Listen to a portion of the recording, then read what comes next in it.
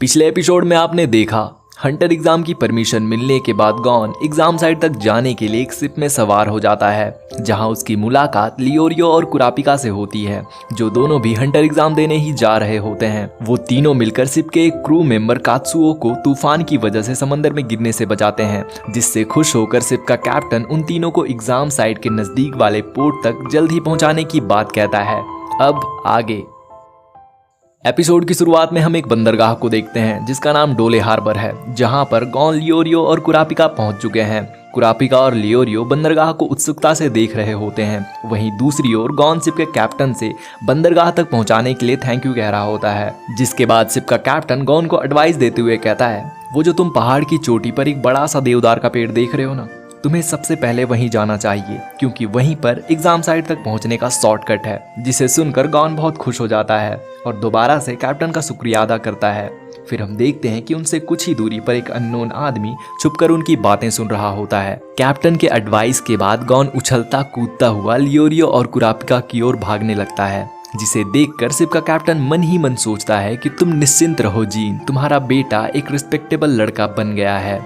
दोस्तों, मैं आपको याद दिला दूं कि जीन गॉन के पिता का नाम है, जो कि एक फेमस हंटर हैं। इसके बाद अगले सीन में हम देखते हैं कि गॉन, लियोरियो और कुरापिका एक मैप को देख रहे होते हैं, जहां लियोरियो कहता है कि ये तो अजीब बात है, हमें जो नोटिस मिला है उसके हिसाब से एग्जाम साइट को जापान सिटी में कहीं पर होना चाहिए था, लेकिन गॉन जिस देवदार पेड़ की बात कर रहा है वो तो जापान सिटी के अपोजिट साइड में है। जिसके बाद कुरापिका गॉन से कहता है कि कहीं तुमने गलत तो नहीं सुन लिया, जिस पर गॉन कहता है कि नहीं नहीं, मैंने सब सही सुना है। जिसके बाद कुरापिका कहता है कि मे बी ये एग्जामिनर्स का हमें हंटर एग्जाम के लायक परखने का एक और टेस्ट हो, जिसके तहत हमें लिमिटेड इंफॉर्मेशन के बावजूद भी एग्जाम साइट का पता लगाना होगा। जिस पर गॉन कहता है कि जो भी हो वह एक बार उस देवदार पेड़ के पास जाकर जरूर देखेगा, क्योंकि उसे लगता है कि कैप्टन के उस एडवाइस के पीछे कोई ना कोई वजह तो जरूर होगी, और वो उसी ओर जाने लगता है।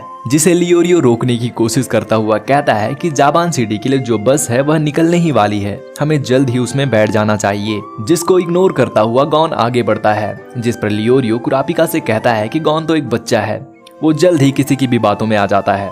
जिसके बाद कुरापिका भी गॉन के पीछे जाने लगता है, ये कहता हुआ कि मुझे कैप्टन के एडवाइस से ज्यादा गॉन के बिहेवियर में इंटरेस्ट है। जिस पर चिढ़ते हुए लियोरियो कहता है कि ठीक है, जो करना है करो, और वो बस की ओर जाने लगता है। और कुछ ही दूरी पर पहुंचने पर वह सुनता है कि दो लोग आपस में बात कर रहे होते हैं, जिसमें से एक आदमी दूसरे आदमी से कह रहा होता है कि ये बस एक ट्रैप है, यहाँ पर कोई भी बस जापान सिटी के लिए नहीं है। जिसे सुनने के बाद लियोरियो के कान खड़े हो जाते हैं। वह बहुत तेजी से गॉन और कुरापिका की ओर भागता है और उनके पास पहुंचकर उनसे कहता है कि अकेला ट्रैवल करने में मुझे बिल्कुल मजा नहीं आता, और मैं नहीं चाहता कि मेरे बिना तुम दोनों अकेले हो जाओ, इसलिए मैं वापस आया हूँ। इसके बाद वो तीनों चलते चलते एक सुनसान से गलियारे में पहुंचते हैं, जिसको देखकर लियोरियो कहता है कि ये कितनी डरावनी जगह है, यहाँ पर कोई भी इंसान नहीं रहता होगा। जिस पर गॉन कहता है कि नहीं, यहाँ पर बहुत से लोग मौजूद हैं। और तभी वहाँ पर अजीब से मास्क पहने बहुत से लोग अपीयर हो जाते हैं, जिनमें से एक बूढ़ी औरत भी रहती है। दोस्तों, ये बात गॉन को पहले से ही इसलिए पता चल जाती है क्योंकि उसकी सूंघने की क्षमता बहुत ही ज्यादा स्ट्रांग है।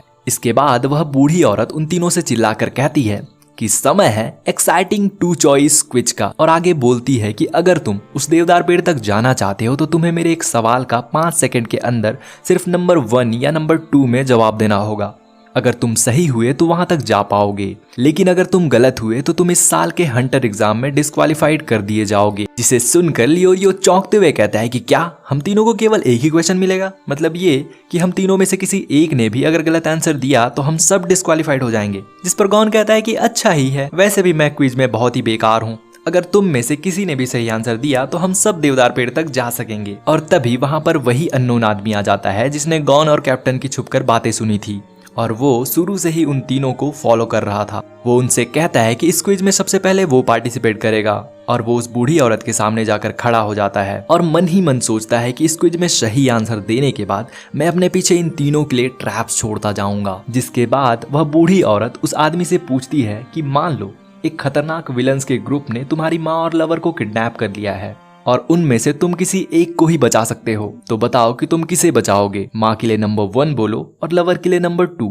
जिसे सुनकर गॉन, लियोरियो और कुरापिका चौंक जाते हैं। कुरापिका कहता है कि ये किस तरह का सवाल है, पर वो आदमी तुरंत बोल पड़ता है, नंबर 1। और इस आंसर के पीछे की वजह वो ये बताता है कि लवर्स को तो रिप्लेस किया जा सकता है लेकिन माँ को नहीं, जिस पर वो बूढ़ी औरत कहती है कि तुम जा सकते हो और वो आदमी खुश होकर आगे चला जाता है, जिसे देखकर लियोरियो गुस्से से चिल्लाता हुआ कहता है कि चल क्या रहा है यहाँ। इसने जो आंसर बोला वो किसी भी हाल में सही नहीं हो सकता। ऐसा लगता है जैसे हमको वही आंसर देना होगा जैसे ये बुढ़िया सुनना चाहती है। और वो उस बूढ़ी औरत से पूछता है कि किस हिसाब से उस आदमी का आंसर सही था, जिस पर वो बूढ़ी औरत कुछ नहीं कहती। तो लियोरियो कहता है बस बहुत हो चुका, मुझे नहीं खेलना ये खेल, मैं अपना रास्ता खुद ढूंढ लूंगा। जिस पर वो बूढ़ी औरत कहती है नहीं, उसके लिए अब देर हो चुकी है, अब तुम क्विज को छोड़कर भागे तो हंटर एग्जाम के लिए डिस्क्वालीफाइड कर दिए जाओगे। जिस पर लियोरियो तिलमिलाता हुआ कहता है कि तुमने जो सवाल पूछा है उसका कोई भी सही आंसर नहीं है। जिसे सुनकर कुरापिका की एकदम से बत्ती जल जाती है। उसे समझ आ जाता है कि सही आंसर क्या है।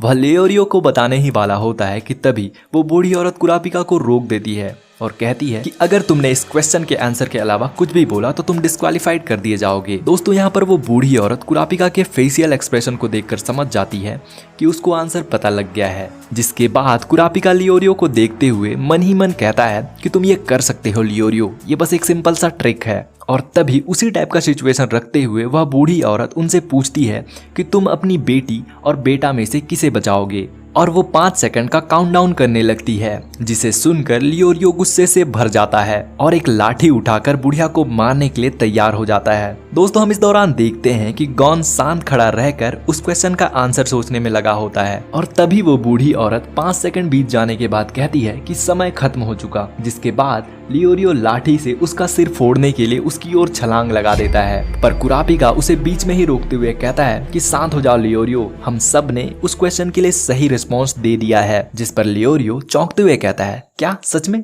तो कुरापिका उसे बताता है कि इस क्वेश्चन का सही आंसर कोई जवाब न देना ही था, क्योंकि इस क्वेश्चन का कोई भी सही आंसर नहीं है। तो लियोरियो कहता है पर उस आदमी का क्या, उसने तो जवाब दिया था पर इस बुढ़िया ने तो उसे आगे जाने दिया। जिस पर कुरापिका कहता है इन्होंने उसे बस आगे जाने को कहा, मतलब ये कि वो रास्ता गलत है। जिस पर वो बूढ़ी औरत कहती है कि तुम सही हो और वो सही रास्ता का गेट खुलवाते हुए कहती है कि इस रास्ते पर 2 घंटे चलने के बाद तुम पहाड़ की चोटी पर पहुंच जाओगे, जहां पर देवदार के पेड़ के पास एक घर में तुम्हें एक कपल मिलेंगे जो कि हंटर एग्जाम साइट तक तुम्हें पहुंचने में मदद करेंगे। जिसे सुनने के बाद लियोरियो उस बूढ़ी औरत से अपने गुस्से के लिए माफी मांगता है। जिस पर वो बूढ़ी औरत कहती है कि कोई बात नहीं, मुझे फर्क नहीं पड़ता, इस जॉब में मुझे ऐसे सिचुएशन का सामना करना ही पड़ता है। और वो आगे हंटर एग्जाम के लिए उनको गुड लक कहती है। फिर तभी हम देखते हैं कि गॉन अभी भी उस क्वेश्चन का आंसर सोच रहा होता है और सोचते सोचते थक कर बैठ जाता है और कहता है कि यार अब तक मुझे इस क्वेश्चन का सही आंसर नहीं मिला। जिसे देखकर कुरापिका और लियोरियो उसे बताते हैं कि क्विज खत्म हो चुकी है। जिस पर गॉन कहता है कि हाँ मैं जानता हूँ, पर क्या होगा अगर कभी मैं ऐसे ही किसी सिचुएशन में फंस जाऊं। जिसे सुनकर वहाँ मौजूद सभी लोग सोच में पड़ जाते हैं। इसके बाद हमें अगले सीन में दिखाया जाता है कि तीनों उस बूढ़ी औरत के बताए रास्ते पर चल रहे होते हैं।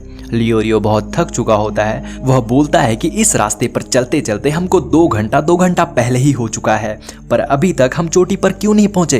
इसके बाद लियोरियो को एक बोर्ड दिखता है जिस पर लिखा होता है जादुई जानवरों से सावधान रहें। जिसके बाद वो तीनों आगे बढ़ जाते हैं और कुछ ही दूर पहुंचकर उन्हें वह घर दिख जाता है। लेकिन जब वो उस घर में एंटर करते हैं वो देखते हैं कि एक अजीब से क्रिएचर ने एक औरत को पकड़ लिया होता है और फ्लोर पर एक इंजर्ड आदमी खून से लथपथ पड़ा होता है। कुरापिका उस क्रिएचर के बारे में बताता है कि ये एक जादुई जानवर किरिको है। ये इंसानों का रूप ले सकते हैं और बहुत ही ज्यादा इंटेलिजेंट भी होते हैं। कि तभी वह किरिको उस औरत को लेकर खिड़की से बाहर छलांग लगा देता है और वहां से भागने लगता है। फ्लोर पर पड़ा हुआ इंजर्ड आदमी उन तीनों को कराहते हुए कहता है कि प्लीज मेरी वाइफ को बचाइए। जिसके बाद गॉन और कुरापिका उस किरिको के पीछे जाने लगते हैं, लियोरियो से ये कहते हुए कि इस इंजर्ड आदमी का ख्याल रखना। जिस पर लियोरियो प्रॉमिस करते हुए वहीं रुक जाता है और उस इंजर्ड आदमी का ट्रीटमेंट करने लगता है। इधर गॉन और कुरापिका उस किरिको के पीछे भाग रहे होते हैं, जहां कुरापिका मन ही मन सोच रहा होता है कि इतने अंधेरे में भी गॉन कैसे इतनी स्पीड से भागते हुए उस किरिको को फॉलो कर पा रहा है। कि तभी गॉन बहुत तेजी से छलांग लगाता हुआ एक पेड़ पर चढ़ जाता है और पेड़ों से होता हुआ ऊपर ही ऊपर किरिको का पीछा करने लगता है।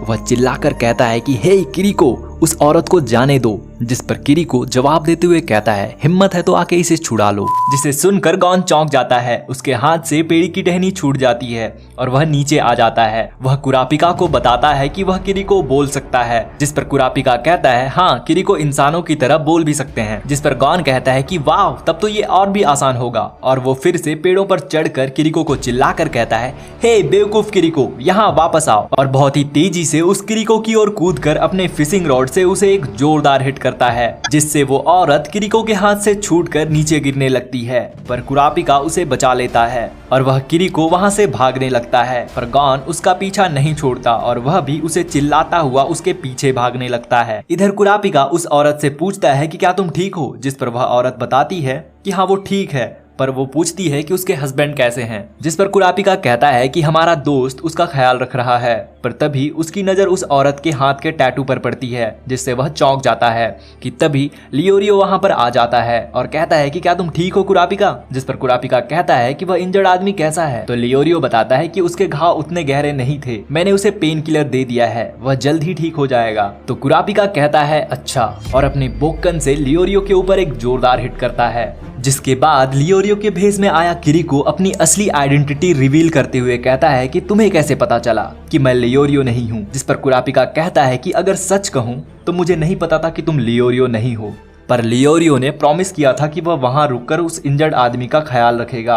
लेकिन जब मैंने देखा कि वह उसे छोड़कर यहाँ आया है, वो भी तब जब इतने खतरनाक क्रिएचर यहाँ मौजूद हैं, तो मुझे बहुत गुस्सा आया, इसलिए मैंने तुम्हें हिट किया। इतना सुनते ही वह किरीको वहां से चला जाता है। जिसके बाद लियोरियो उस औरत की ओर मुड़कर पूछता है कि अब तुम बताओ कि तुम कौन हो और हमसे चाहते क्या हो। जिसे सुनकर वो औरत एक ईवल सा स्माइल करती है और सीन शिफ्ट हो जाता है। इधर दूसरी ओर हम देखते हैं कि गॉन अब भी उस किरीको का पीछा कर रहा होता है, पर अचानक से वह किरीको गायब हो जाता है। पर तेजी से उस किरीको का पीछा करने के चलते गॉन उस पहाड़ के नीचे गिरने ही वाला होता है, लेकिन अपनी फिशिंग रॉड की मदद से वह गिरने से बच जाता है। जिसके बाद वह वापस उस पहाड़ पर जब आता है तो पाता है कि वह किरीको एक पेड़ पर बैठकर उस पर हंसते हुए उसकी तारीफ कर रहा होता है कि गॉन अपने उम्र के हिसाब से बहुत ही ज्यादा तेज है, और तो और वह उसे एक हिट करने में भी कामयाब रहा, जो कि उसने गॉन से एक्सपेक्ट नहीं किया था। इसके बाद वह गॉन के पास आकर अपने बड़े बड़े पंजे निकाल कर गॉन को मारने ही वाला होता है कि कंफ्यूज गॉन उससे पूछ लेता है तो तुम कौन हो और वो पहले वाला कहाँ है। जिसे सुनकर वो किरीको चौंकते हुए कहता है कि तुम्हें कैसे पता चला कि मैं पहले वाला नहीं हूँ। जिस पर गॉन कहता है कि तुम्हारी आवाज बहुत पतली है और तुम दिखने में भी थोड़े अलग लग रहे हो।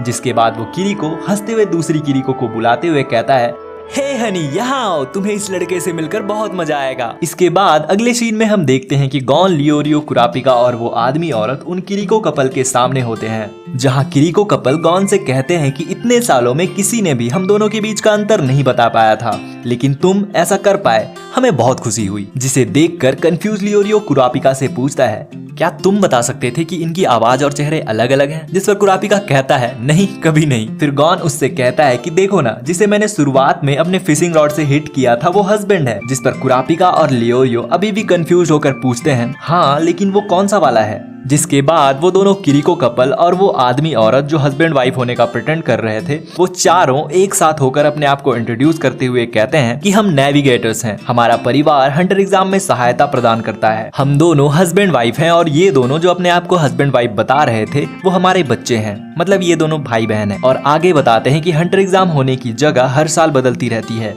और ये हमारा काम होता है कि हम एप्लीकेंट्स को एग्जाम साइट तक पहुंचा देते हैं, लेकिन हम हर एप्लीकेंट्स को एग्जाम साइट तक नहीं पहुंचाते। हम पहले उनका टेस्ट लेते हैं, फिर ये डिसाइड करते हैं कि उन्हें एग्जाम साइट तक छोड़ना है या नहीं। इसके बाद वो किरीको डॉटर कहती है कि कुरापिका ने मेरा टैटू देखकर ही पहचान लिया कि मैं मैरिड नहीं हूँ, क्योंकि इस रीजन में इस तरह का टैटू केवल उन्हीं वुमेन्स के बॉडी में होता है जो कभी शादी नहीं करते, जो कि यह दर्शाता है कि कुरापिका बहुत नॉलेजेबल है, इस वजह से वो हमारे टेस्ट में पास होता है। और इसी तरह से वो किरीको सन लियोरियो के बारे में बताता है कि भले ही वो मुझे पहचान नहीं पाया, पर उसने मेरे घावों को किसी भी डॉक्टर से ज्यादा तेजी से ठीक कर दिए, इसलिए वो भी हमारे टेस्ट में पास होता है। इसके बाद वो किरीको कपल गॉन के बारे में बताते हैं कि उसकी सुपरनेचुरल स्पीड और ऑब्जर्वेशन करने की क्षमता की वजह से वो भी टेस्ट में पास होता है। इसके बाद गॉन, लियोरियो और कुरापिका बहुत खुश हो जाते हैं और आखिरी सीन में हम देखते हैं कि किरीको फैमिली उन तीनों को हंटर एग्जाम साइट तक उड़ा के ले जा रहे होते हैं। आगे के एपिसोड में आप देखें देखेंगे कि हंटर एग्जाम के इस एक्साइटिंग जर्नी में गॉन और उसके फ्रेंड्स किन किन राइवल्स का सामना करते हैं। तब तक के लिए धन्यवाद।